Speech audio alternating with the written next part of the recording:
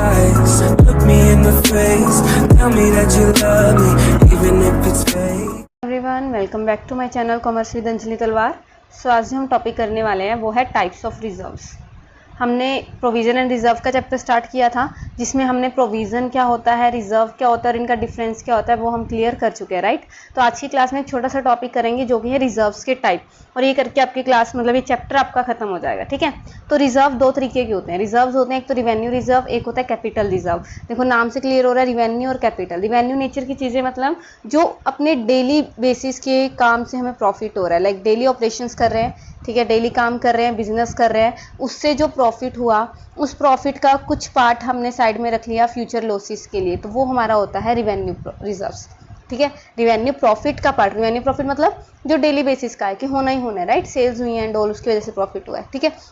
सो revenue reserve का मतलब क्या है, जो रिवेन्यू प्रॉफिट्स डेली बेसिस के जो प्रॉफिट्स हैं उसका कुछ पार्ट हम साइड पे रख रहे हैं फ्यूचर लाइबिलिटीज़ के लिए, तो वो होते हैं रिवेन्यू रिजर्व। वेयरएज कैपिटल क्या होता है, जब कैपिटल प्रॉफिट का पार्ट हम साइड में रखेंगे कैपिटल लॉसेस को कवर करने के लिए। तो कैपिटल प्रॉफिट क्या होता है, जो कभी कभार प्रॉफिट हो। फॉर एग्जाम्पल मैंने कोई एसेट बेच दी, सेल ऑफ एसेट, तो उससे मुझे प्रॉफिट हो गया, ठीक है, वो मेरा कैपिटल प्रॉफिट है। क्यों? क्योंकि हर साल तो मैं एसेट नहीं बेचूंगी ना, समझ रहे हो। वो चीज़ें इंश्योरेंस रिसीव हो गई तो उससे मुझे कोई प्रॉफिट हो गया। तो क्या इंश्योरेंस रिसीव होना या सेल ऑफ एसेट्स से मुझे प्रॉफिट होना ये हर साल होगा?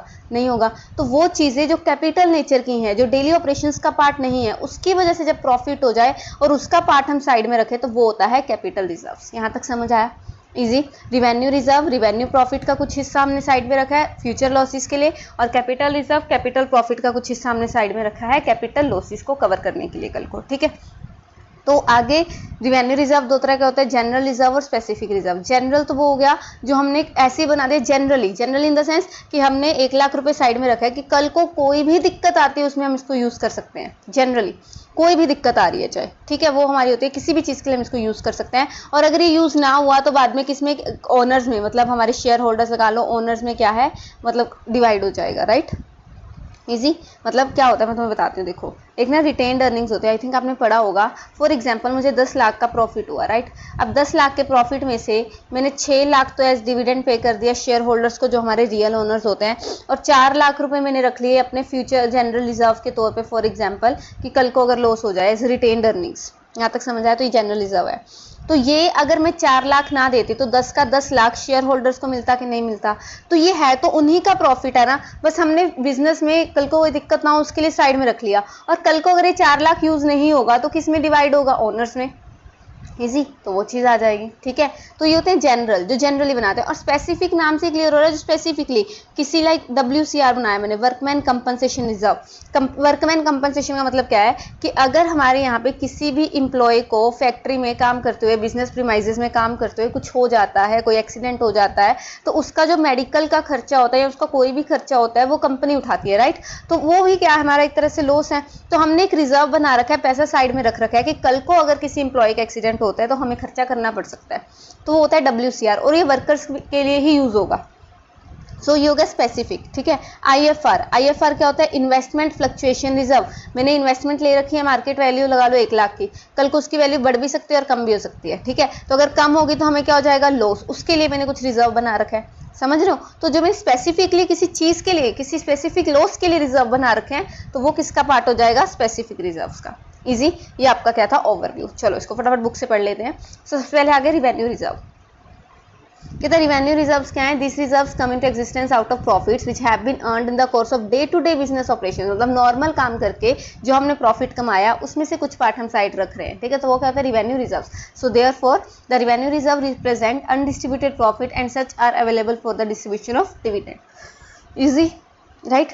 सो कॉलर ने क्या कहा? कहते दैट पोर्शन और any detail thereof of the net worth or total equity of an enterprise representing retained earnings available for withdrawal of by proprietors। तो वो हमारे क्या है? जनरल रिजर्व, ठीक है। So sorry revenue reserve. Revenue reserve जो है दो तरह के हो सकते हैं, जनरल रिजर्व और specific reserve. So general word आ गया। So businessman do not withdraw the entire profit from the business. सारा प्रॉफिट तो बिजनेस में नहीं मतलब विड्रॉ कर लेगा ना कुछ पार्ट वो बिजनेस में भी रखता है for meeting unforeseen future uncertainties, है ना। सो जो प्रॉफिट उसने रख लिया बिजनेस में फॉर अ रेनी डे, उसको हम कहते हैं general reserve. So company also do not distribute the entire profit as dividend, लेकिन कुछ पार्ट जनरल रिजर्व की फॉर्म में रख लेते हैं।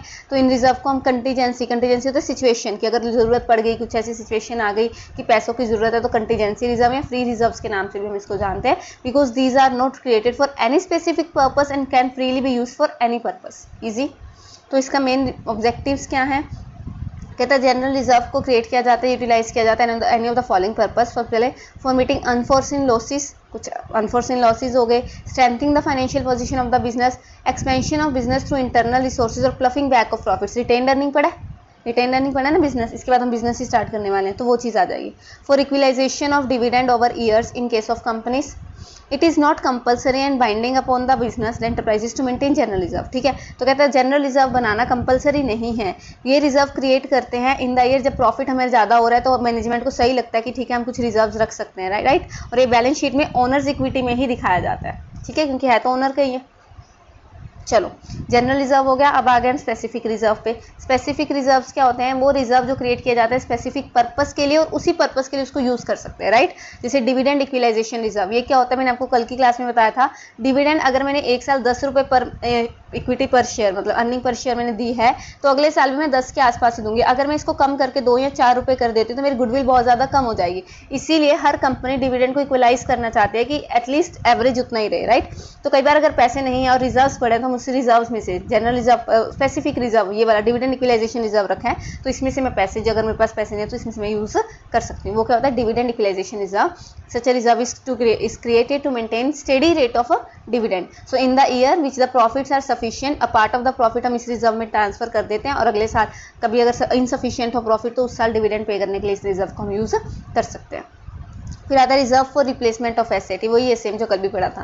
कहता है 10 लाख रुपए हमने जो है फॉर एग्जांपल एक एसेट लेके आए, 10 लाख की एसेट लेके आए हम, और हमें पता है वो 10 साल चलेगी, 10 साल चलेगी, तो हम क्या करेंगे? 10 डिवाइड करके 1 लाख रुपया इस रिजर्व में डालते रहेंगे रिप्लेसमेंट ऑफ एसेट वाले में। उसका रीज़न क्या है कि 10 साल बाद आफ्टर 10 ईयर्स जब मुझे 10 लाख रुपए चाहिए तो एकदम से मुझे नहीं लेने पड़ेंगे, मेरे पैसे अपने आप इकट्ठे हो गए कि नहीं हो गए हर साल 1 लाख डाल के, तो वो चीज़, ठीक है।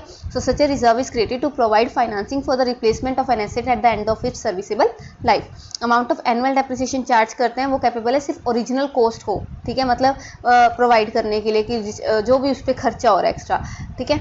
लेकिन जो asset capable providing the original cost of the asset but the replacement of the asset require a large sum of money due to inflationary trend, ज़्यादा पैसे भी चाहिए, हो सकता है कल को वो 10 लाख की ना आके 12 लाख की है, तो वो उसको जब हम क्रिएट करते हैं वो होता है replacement of asset, reserve for replacement of asset, ठीक है।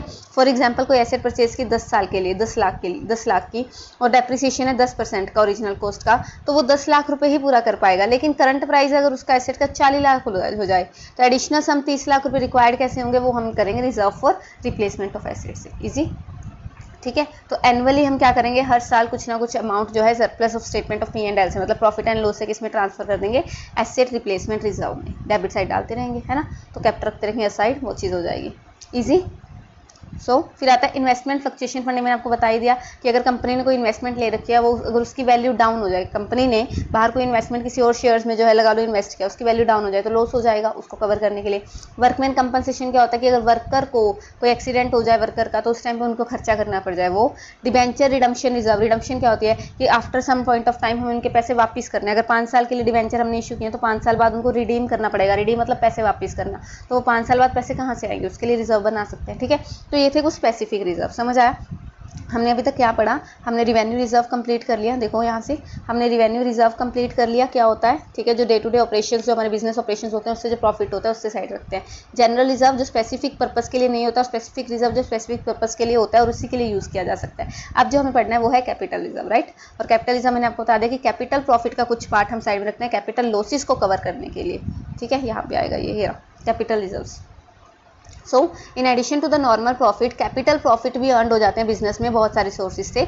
सो उसमें से हम जो रिजर्व मतलब रखते हैं उसको हम कहते हैं capital reserve. Such reserve generally are not available for distribution of cash dividend among the share holder of a company, मतलब इसको हम डिविडेंड वगैरह के लिए यूज़ नहीं कर सकते। Profit received from the following sources, तो कौन कौन से कैपिटल प्रॉफिट्स होते हैं? Like sale of fixed asset, जो हर साल नहीं होगा, ठीक है, revaluation of fixed asset and liability, अगर हमने उसको मतलब हम हिस्टोरिकल कॉस्ट पे बुक वैल्यू से मार्केट वैल्यू पे लेके आते हैं। अगर कोई चीज़ हमारी बुक में एसेट साइड लिखी थी, फॉर एग्जांपल कोई मशीनरी 10 लाख की, मार्केट में आज वो 15 लाख की है, तो हम उसको 5 लाख बढ़ा के दिखाएं, अगर रिवैल्यू करना, उसको कहते हैं रिवैल्यू करना, वैसे आप प्लस 2 में सीखोगे, ठीक है।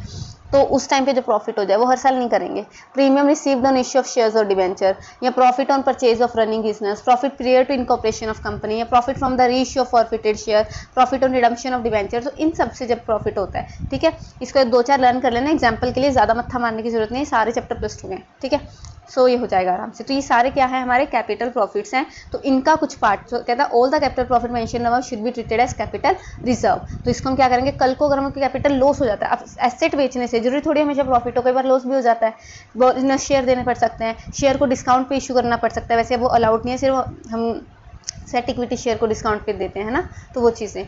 तो जो कैपिटल रिजर्व हैं वो डिस्ट्रीब्यूशन ऑफ कैश डिविडेंड के लिए यूज़ नहीं कर सकते, इनको हम सिर्फ किसके लिए यूज़ कर सकते हैं, कैपिटल लॉसेस के लिए, वो भी अगर आर्टिकल्स ऑफ द कंपनी, कहते हैं डिविडेंड कब दे सकते हैं हम इससे, अगर आर्टिकल्स ऑफ द कंपनी जो है प्रोहिबिटेड, रोकती नहीं है। हमें पता है 3 तरह की डॉक्यूमेंट्स होते हैं जब कंपनी में आता है, memorandum of association, article of association और प्रोस्पेक्टस, राइट, पढ़े होंगे ये तो प्लस उसमें बिजनेस में। मेमोरेंडम ऑफ एसोसिएशन क्या होता है, मेमोरेंडम ऑफ एसोसिएशन जो कंपनी का और एक्सटर्नल पार्टीज का रिलेशन बताता है, आर्टिकल ऑफ एसोसिएशन जो कंपनी का और इंटरनल पार्टीज का रिलेशन बताता है, तो वही है ये। आर्टिकल्स में अगर ये चीज़ मना नहीं की गई है कि इसको डिविडेंड के तौर पे दे सकते हैं तो हम देंगे, ठीक है, और कैश में आए हो ये प्रॉफिट और एक फेयर रिवैल्यूएशन से ही हुए हो, मतलब एक्चुअल प्रॉफिट्स होने चाहिए, ठीक है, वो चीज़ हो जाएगी ईजी। तो ये था आपका revenue reserve and capital reserve, right. तो अब हम जो पढ़ने हैं वो है difference, last topic of the day. Source of creation कहाँ से बनेगा, रिवेन्यू रिजर्व कहाँ से क्रिएट होंगे, out of the revenue profit which arise from the normal operating activities of the business and otherwise available for distribution of dividend. और capital reserve बनेंगे capital profits के लिए, डिविडेंड में नहीं पड़ा था इसके लिए। यूसेज, इसको यूज कैसे करेंगे, स्पेसिफिक रिजर्व को स्पेसिफिक पर्पज के लिए यूज कर सकते हैं, जबकि जनरल रिजर्व को हम कैसे भी यूज कर सकते हैं। और नॉर्मली इस रिजर्व को यूटिलाइज नहीं कर सकते डिस्ट्रीब्यूशन ऑफ डिविडेंड पे, लेकिन कुछ कंडीशन जो अभी हमने आर्टिकल ऑफ एसोसिएशन वाली पढ़ी वो यूज अगर करते हैं, कंपनी एक्ट में लिखी है, वो कंडीशन पूरी करके हम इसको डिविडेंड के लिए यूज कर सकते हैं। और इसका पर्पस क्या है, अनफोर्सिन लॉसेस वगैरह को मतलब उसके लिए रिजर्व बनाना और फाइनेंशियल पोजीशन को स्ट्रेंथन करना। This reserves are created to meet capital losses और may be use for purpose laid down by companies act. Easy. तो ये था आपका टॉपिक किसका, रिजर्व, टाइप ऑफ रिजर्व का। 2 तरह के हमने रिजर्व पढ़ लिए, उसके आगे 2 टाइप्स पढ़ लिए। इजी था वैसे ये, ठीक है, इसको करो। मिलते हैं नेक्स्ट क्लास में, next lecture. Thank you so much. Tell me pretty lies,